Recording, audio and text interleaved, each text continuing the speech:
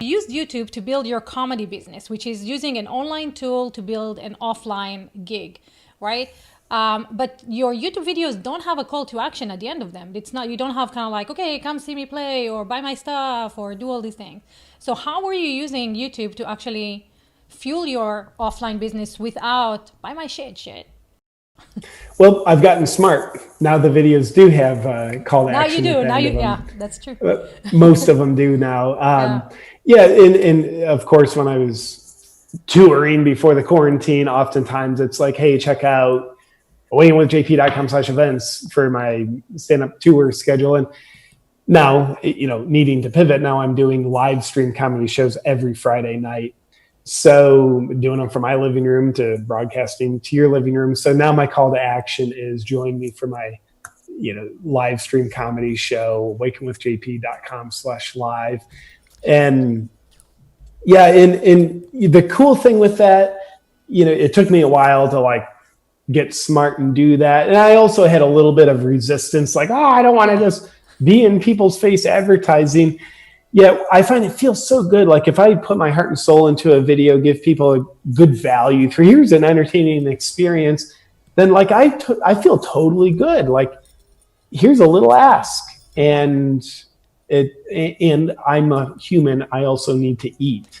So are you saying that 300 million views are not paying rent? They're not enough? Are you killing YouTube dreams right now? That's a good question. Depends on what your rent is, if it'll pay it or not.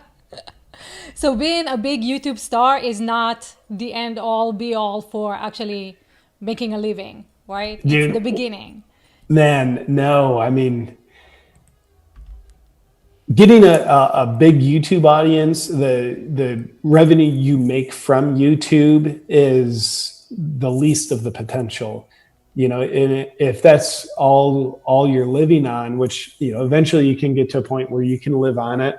But if that's all you're living on, you're missing big opportunities. A lot more money is potentially made outside of the YouTube ad revenue. So can we talk about that? Do we have some time? Yeah. Okay. So the biggest opportunities are what? Sponsorship, gigs, appearances. What are the big opportunities of a YouTube channel? It's a good question. I'm sure it depends on your industry, but let me just speak for mine. The comedy shows have been by far the most lucrative thing. So in-person comedy shows, and then now the live stream comedy shows are proving to be a great thing. Like now I'm not just like, hey, if you're in Denver, come to my show. I'm traveling through next week. And now it's like, oh, if you have the internet, come to my show this Friday. I love that. So those have been great for me. Sponsorships have, that's maybe the next tier down.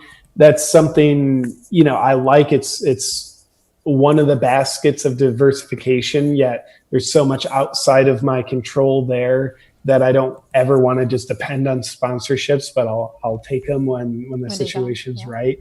And then there's also merch, which is, I would call it a little supplement, but then, and then I also do online courses you have a community, in the self-growth realm. Yeah.